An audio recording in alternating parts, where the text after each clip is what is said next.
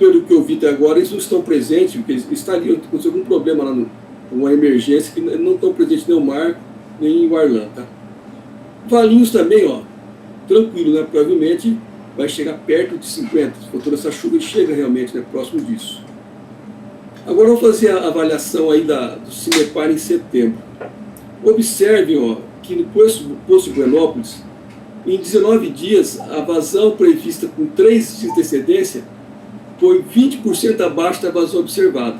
Desculpe, a observada foi 20% abaixo da prevista, tá? Com 3 dias de antecedência. Atibaia também, ó, 29 dias foi 20% observada abaixo da prevista, um resultado muito bom. E Valinhos, 21%, 21 dias abaixo de 7 dias de antecedência. Ou seja, em 7 dias a vazão prevista, em 30 dias a vazão prevista com 7 dias de antecedência foi 20% abaixo da observada. Bom resultado também. Essa aqui é o mês a mês. Observe que estava ruim em Buenópolis, melhorou e deu uma pioradinha aqui. Já o Atibaia continua realmente fácil. Valinhos é um pouco mais difícil, porque é 7 dias de antecedência, então é um pouco mais complicado você ter um bom resultado. Mas, do ponto de vista probabilístico, interessa o índice de intervalo de predição, tá? É o IP. Esse aqui, o de agosto, de setembro, não estava ainda disponível. Ó. 17 dias em Buenópolis está abaixo de 75, que é o ideal. O ideal é que sempre fique abaixo desse valor. 17 dias, 31 dias em Atibaia e 30 dias em Valinhos. Ou seja, do ponto de vista probabilístico, Atibaia e Valinhos estão muito bem. Buenópolis ainda carece de melhoria. Depois aqui nós temos mês a mês, Buenópolis é melhorada também em agosto, e Atibaia e Valinhos vem realmente há um bom tempo já tendo um bom desempenho do ponto de vista probabilístico. Agora vamos para a previsão climática.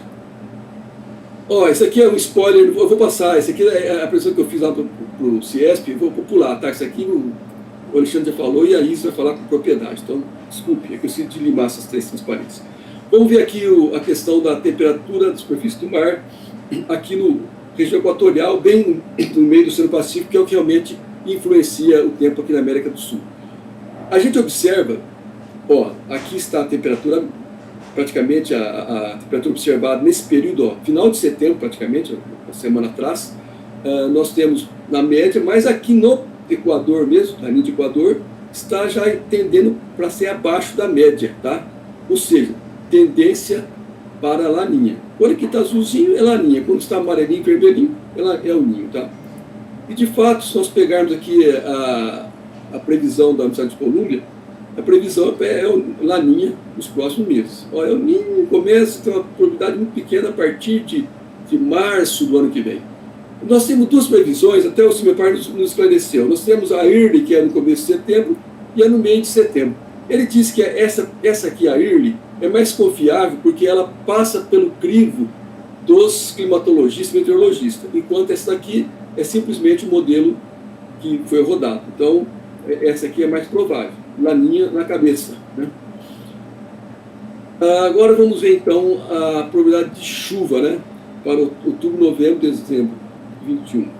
Pela Universidade de Colômbia, ó, fazemos um zoom. Aqui, ó, levemente abaixo da média aqui na nossa região, e lá no sul, muito abaixo da média, né? Isso aqui para outubro, novembro, dezembro, previsão realizada em setembro de 21. A previsão para novembro e dezembro, aqui já melhora um pouco, ó, já praticamente deve ficar na média, eu não tenho assim, uma previsão de ter uma seca mais pronunciada. Mas, quando nós vamos para a previsão de dezembro, janeiro e fevereiro, volta a ter novamente a possibilidade de ter chuvas abaixo da média aqui, e finalmente janeiro, fevereiro e março, justamente os meses, né, que mais influenciam, né, por ser os meses que mais chovem, a gente não vai ter uma prestação acima da média, não. Com muita sorte dentro da média. Ou seja, o panorama, bom, vou encerrar aqui, falta um aí.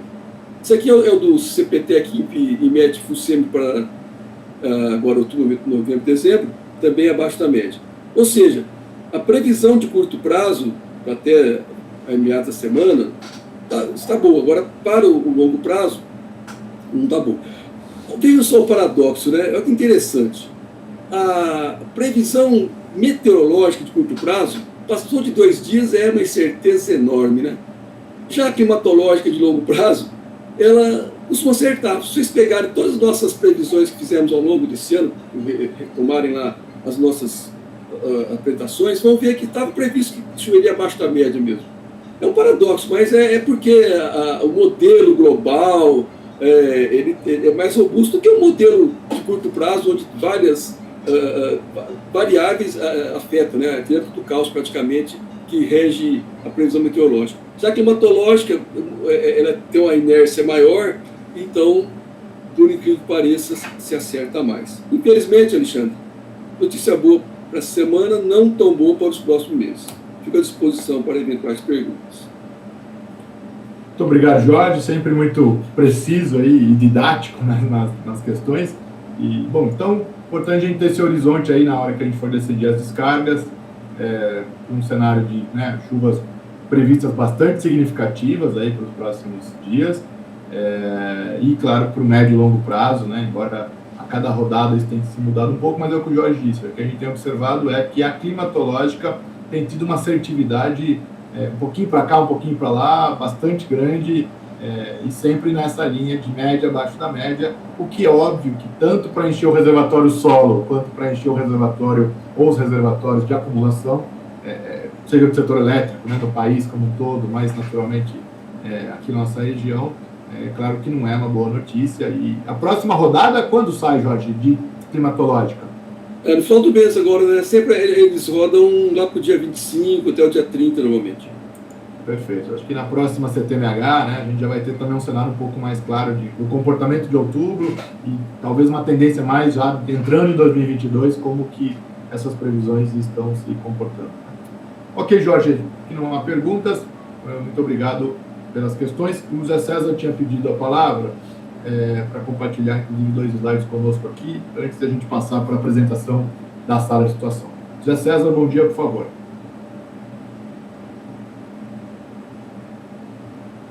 Não estamos te ouvindo. Você comprou o helicóptero e ganhou o fone, mas melhor você devolver esse helicóptero aí, porque o fone não está funcionando, ok? Não estamos te ouvindo.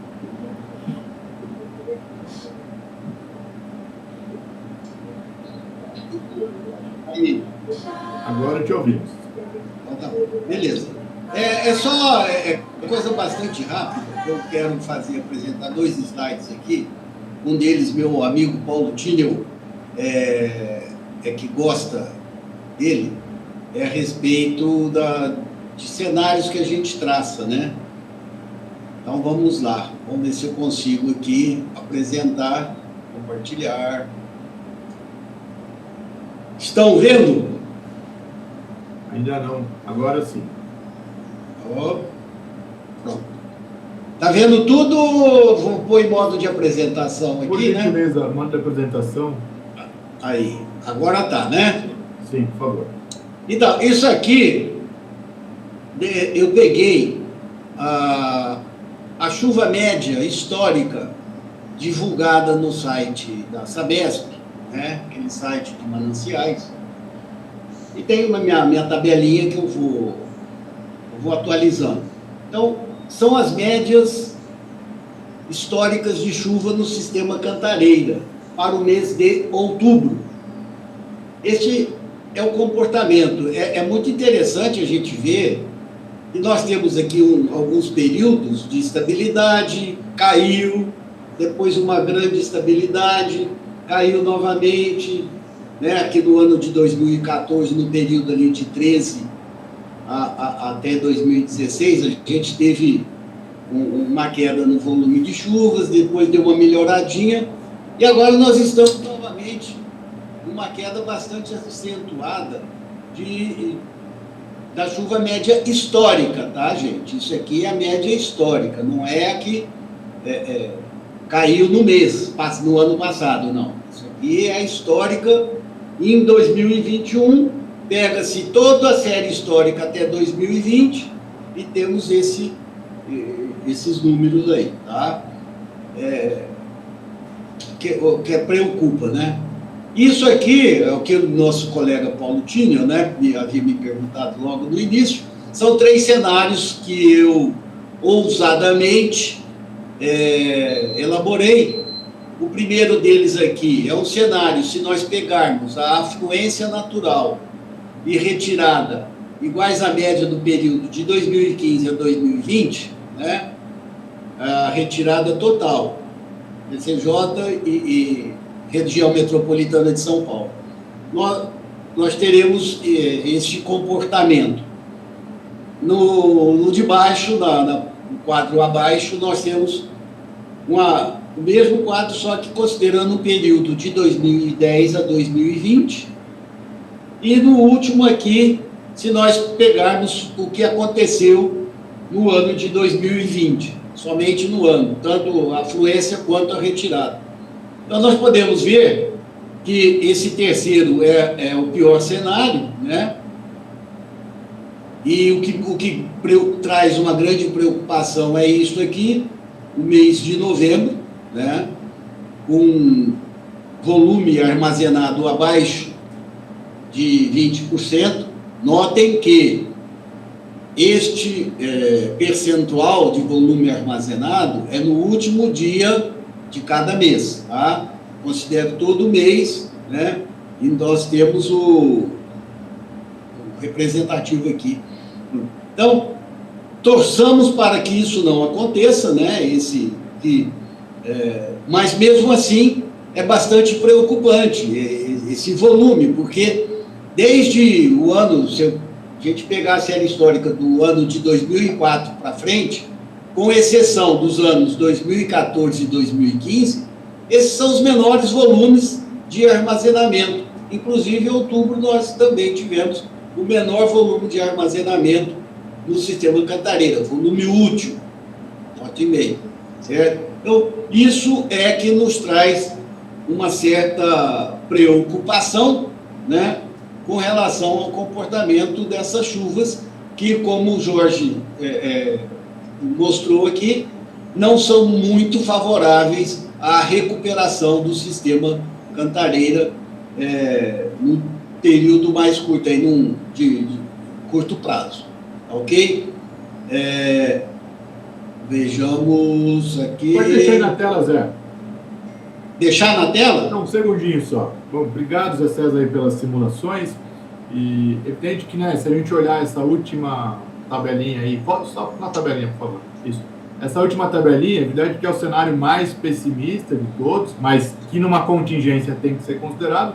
E aí, vamos dizer, num olhar otimista, aí está desconsiderando a transposição do Paraíba de zero, né, que é a situação atual do dia de hoje, né, e a própria questão do comportamento das chuvas se for igual a 2020. Né. Até o Adilson da Sabesp, acho que está conosco aqui. Adilson, bom dia, obrigado pela bom dia.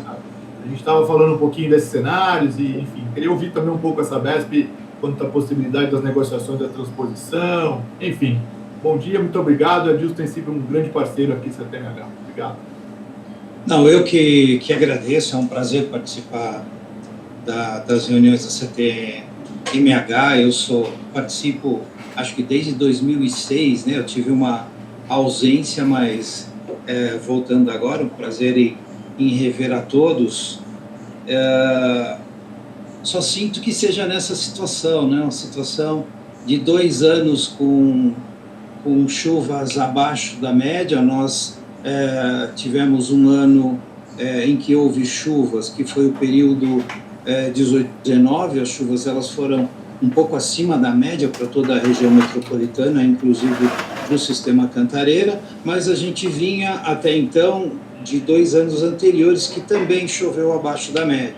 Então nós temos 2 anos de chuva que antecederam o período 18-19 de chuva abaixo da média e logo após, né, esse período bom de 18-19, nós tivemos mais 2 anos que foi 2 anos de chuva abaixo da média. Nesses últimos 2 anos choveu em torno de 65% a 70% da média no sistema Cantareira. Isso não ocorreu de forma uniforme na região metropolitana, mas de qualquer maneira estamos aqui no 2º ano sem chuvas, com chuvas 30% abaixo da média. Isso, obviamente, traz as consequências, né? Somada à mudança da outorga em 2017, a mudança de operação, total de operação do sistema Cantareira, e uma análise, se você analisar alguns indicadores, a gente analisa vários indicadores, né? A gente percebe que nós estamos num período de seca extrema, né? A seca ela é diferente de 14 e 15, ela está se mostrando com maior intensidade e duração, né? E já é caracterizada como seca extrema nesse momento. E o cenário, se você for avaliar, aí eu não tenho essa autoridade para falar de meteorologia, é uma ciência muito complexa, que eu não me arrisco, eu estou tentando, engatinhando, dando os primeiros passos para tentar entender, porque o fenômeno ele é extremamente complexo. Quando eu acho que eu entendi alguma coisa, eu assisto uma palestra de algum especialista que os meus conceitos acabam indo por terra. Mas, de qualquer maneira, né, a gente tem aí, se comparar com a existência, né, do planeta, a gente tem uma série histórica muito pequena que não nos permite concluir muita coisa, né? A gente não consegue trabalhar com previsão futura porque simplesmente ela não existe. A única coisa que nós temos é trabalhar com o que já aconteceu, com o passado. Então, nós temos o passado e, olhando para o passado, a gente vê uma aderência muito grande, né, dessa curva com o que aconteceu em 14 e 15, e com uma mudança do regime de operação do sistema totalmente diferente, né, onde as retiradas elas ocorrem de uma maneira sistemática, independendo das condições gerais, tanto meteorológicas quanto do nível do reservatório, né? Então a previsão é que, olhando aí para a análise dos meteorologistas, isso não sou eu que estou falando, e me perdoe algum meteorologista, até peço para me corrigir, eu espero estar errado, mas a gente vê que nos próximos 3 meses, me parece que o fenômeno que regula isso é o aquecimento do Pacífico nesse ano, que é o Laninha. Existe uma tendência de persistência do Laninha no Pacífico, o que joga essas chuvas, a maior incidência de chuva, para o norte e nordeste do país e passando pelo sul também, infelizmente não pelo sudeste, e a gente terá predominância até dezembro, o que infere que nos próximos meses, até o final do ano, ainda teremos persistência de chuvas abaixo da média. Isso deve nos colocar numa posição que, quando você faz curvas de cenários, né, nós como gestores, né, como operadores do sistema, a gente é obrigado a trabalhar com cenários, com os piores cenários e nos prepararmos para o pior, né? Nós temos que nos mobilizar para o pior e esperar que o melhor aconteça, né? Começamos outubro aí, período de chuvas, choveu, né? 1º de outubro, ainda bem, espero que esse seja um bom sinal, mas a gente consegue enxergar aí em alguns dos nossos cenários, né, que de fato a gente termina o ano aí próximo de 25%, 26%, eu não sei qual é o modelo matemático que vocês usam, depois até gostaria de conhecer, mas a gente chega aí em dezembro com algo em torno de 25% de capacidade de reservação do sistema. Então, é de fato muito preocupante, né? A Sabesp está se mobilizando aí para fazer frente ao problema, mas de fato estamos preocupados. Com relação à tua pergunta, desculpa ter dado essa volta, eu fui muito pouco objetivo. Com relação à pergunta, eu não tenho a resposta para a sua pergunta ainda, Alexandre. Né, você sabe, é público, o nosso presidente ele fez um pedido ao DAEE e à ANA. A gente ainda não tem uma resposta oficial, que na minha opinião é uma portaria, né, da ANA. Nós aguardamos uma resposta positiva, né? A gente só pode divulgar quando a gente tem o papel na mão, não adianta contar contar com isso antes de ter a autorização da agência, né? Mas esperamos que a resposta seja positiva para o nosso pedido de continuidade de transferência das águas do Paraíba do Sul para o sistema Cantareira, o que nos daria um certo alento, mas, assim, mesmo assim, ainda inspira cuidados, porque pelo contexto geral, né, pelo contexto geral de 2 anos de seca, de chuvas abaixo da média e uma seca extrema configurada no estado. Desculpa ter tomado tempo, eu agradeço muito, é sempre muito bom participar dessas reuniões, as discussões elas são sempre muito construtivas. Obrigado, Edson. Obrigado, Adilson, aí pelas colocações. E eu esqueci, muitos acho que não te conhecem, Adilson. Adilson hoje está, me corrija se eu estiver equivocado, na gerência de recursos hídricos da Sabesp, é isso? O departamento, eu sou gerente do Departamento de Recursos Hídricos da Unidade de Produção de Água da Metropolitana, que é quem faz a gestão dos recursos hídricos para a região metropolitana de São Paulo. Ô, Alexandre, está me ouvindo? Por favor, César. Deixa eu aproveitar, seja bem-vindo novamente, Adilson, é um prazer vê-lo aqui conosco novamente. Aproveitando a fala do Adilson, eu quero, já que ele falou da aderência 2013 e 2014, eu quero mostrar aqui este gráfico de afluência. Do terceiro nós já vamos cobrar, hein? Daí vai ficar mais barato. Eu espero que você me dê... Não é bem este. Aqui. Afluência natural. Vocês estão vendo, na cor cinza, é o ano de 2021. Não estamos vendo, Zé César, não estamos vendo. Não? Ué? Não. Nada até agora? Vou compartilhar novamente aí, porque não estamos vendo. Então, vamos compartilhar.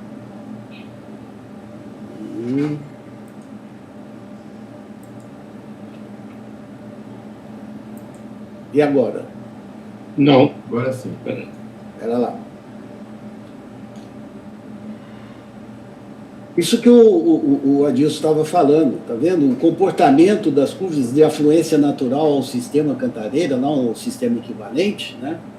Dos anos 2013, 14 e 21. Né? A gente vê que 2013 estava muito melhor que 2021, né? E 2021 começou bem, embora um pouco abaixo de 2013, né? Mas a queda foi muito mais acentuada aqui, né? Então, isso até o mês de setembro. Eu não atualizei para o mês de outubro, mas ele deve continuar caindo aqui. Tá bom? Ok. Obrigado, Zé César. Daqui a pouco a Isis vai também trazer um pouco desses dados. Eu só acho que 2 colocações, né? Se na ponta da afluência tem tido essa queda, na ponta do consumo um aumento, né? Seja em virtude da pandemia, das ondas de calor, e naturalmente, né? A gente olhar de 2014 para cá, o próprio crescimento vegetativo dessas regiões, que qualquer 0,1% significa milhares de habitantes, naturalmente traz esse complicador. Eu acho que só um ponto aí que o Adilson colocou, antes de passar até para o Jorge Mercante, que a gente tem feito muito essa discussão aqui, Adilson, essa comparação com série histórica, né? Será que comparar 1930 com 2020 e 2021 é uma boa relação? Né? A própria sala de situação tem apresentado para a gente comparação por décadas, a cada 20 anos, a cada 30 anos, tentando seccionar a série histórica existente de quase 100 anos aí. E o que a gente observa é o seguinte, de maneira geral, as precipitações, podemos também usar a afluência, elas têm a mesma tendência, tendência de queda. Né? Mesmo se a gente olhar a série toda ou olhar ela particionada em 20 anos, 10 em 10 anos, tirando alguma década ou outra. Então, o que a gente observa olhando essas partições, a gente percebe que a tendência é a mesma, embora, claro, às vezes você olha, a gente fala 30% abaixo da média histórica, 1930, 1900 e 2020. Aí tem uma distância da atual para a média. Na hora que você particiona, ela às vezes aumenta essa distância e diminui, mas sempre na mesma tendência, independente do tamanho da série histórica. Então, de fato, essa é uma discussão que, principalmente na próxima renovação e até lá, né, essa questão dessas observações vão ser muito importantes. Eu só queria passar para o Jorge, depois devolvo para você. Pode ser, Adilson?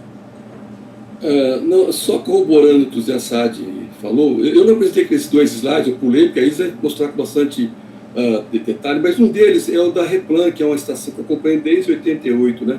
A estação calibrada. O acumulado este ano está abaixo, acumulado de janeiro a setembro, está abaixo do acumulado de janeiro a setembro de 2014. E o Cantareira também está muito perto de 2014, um pouquinho acima, tá? Mas não vou botar o slide, se vai cobrar, eu não vou apresentar não, viu? Só que vai botar para minha conta, só isso. Tá certo, Jorge. Adilson, por favor.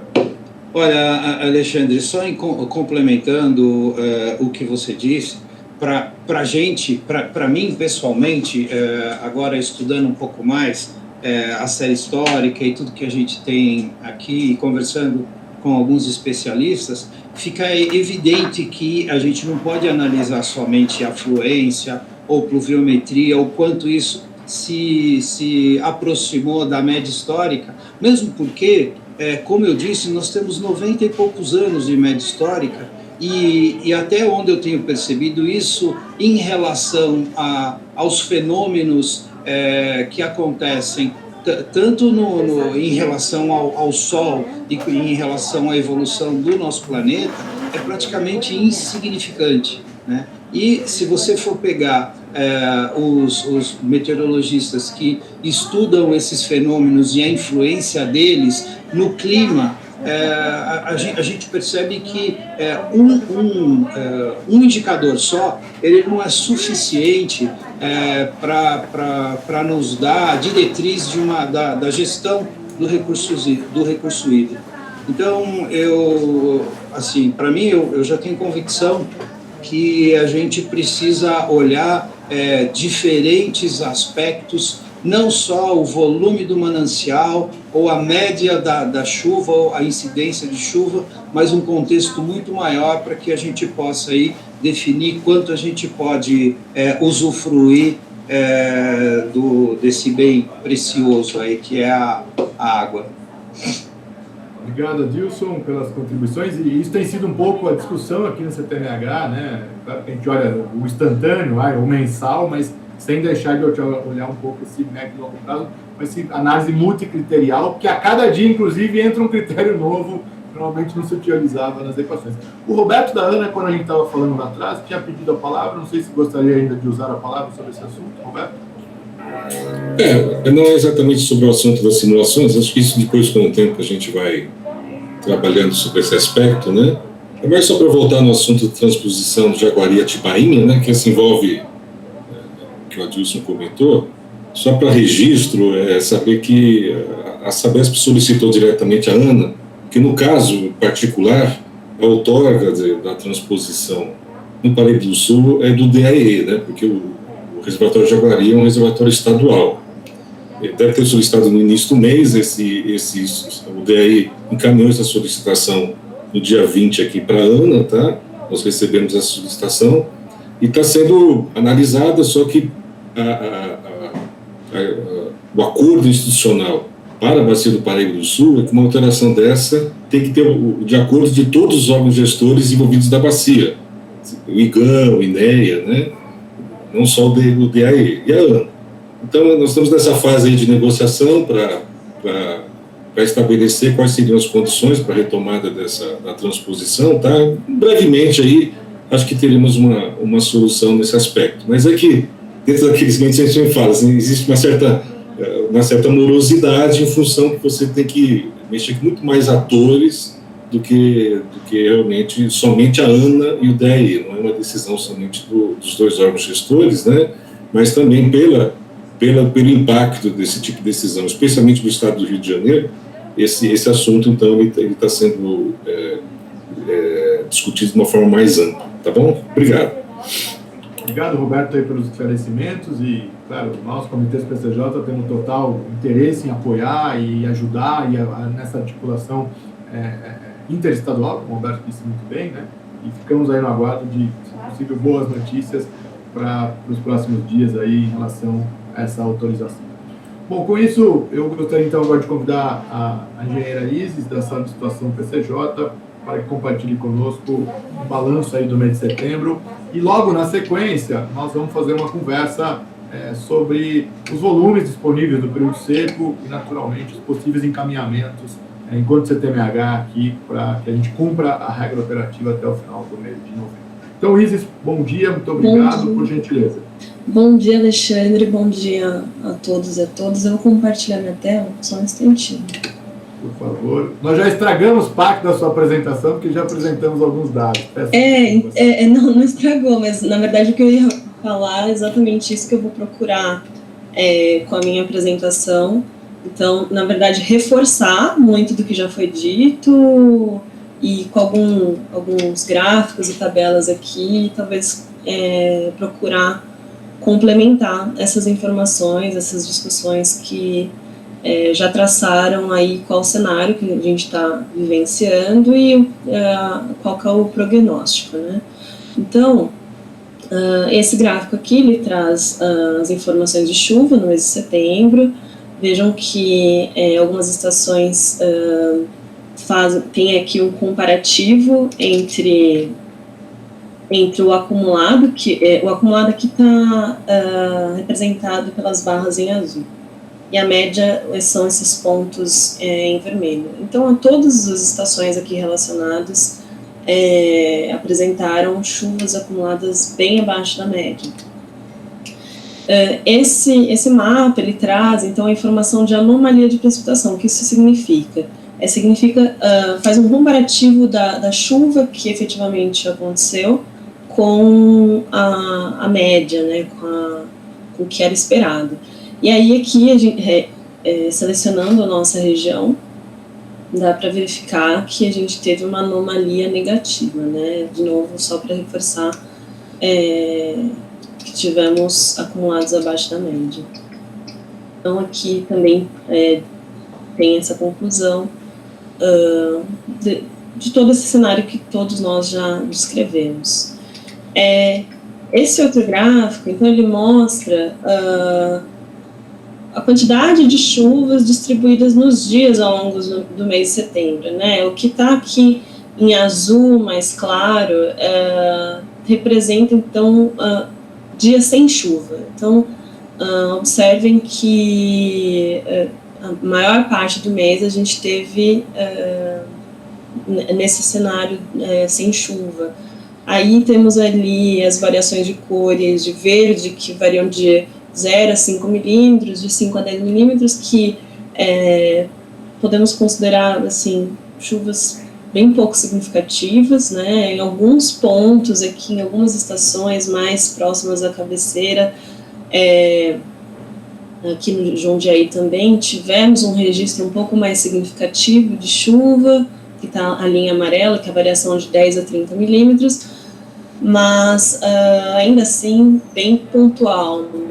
De 1 a 2 dias isso aconteceu. Então, agora passando para a operação dos reservatórios do sistema Cantareira, né,